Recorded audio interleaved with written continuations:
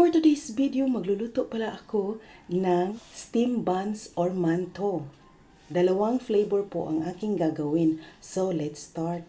2 cups all-purpose flour, 3 tablespoon white sugar, 2 tablespoon cornstarch, 2 teaspoon instant yeast, 3/4 cup evaporated milk, fresh milk, 1 and 1/2 teaspoon oil. Ayan, so hinati ko siya sa dalawa. Lagay ako ng 1 teaspoon pandan flavor. So, mix lang natin.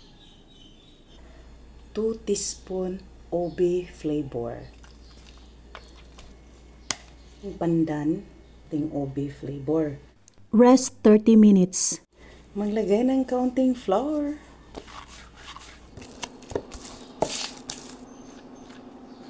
At hihiwain na natin. So, ito na mga ka-viewers.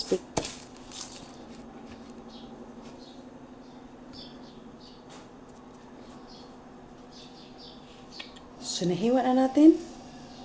Ready to steam.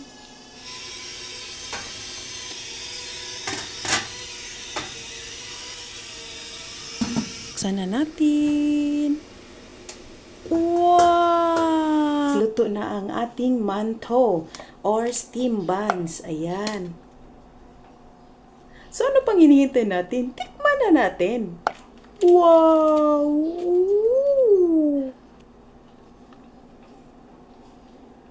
Ang sarap. Saktong-sakto lang ang timpla. So, ngayon, tikman naman natin ang ating OB. Wow! Ooh!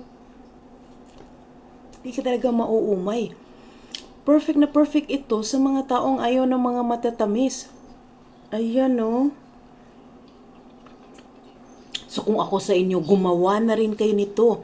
At pwedeng-pwede mo rin itong pang negosyo.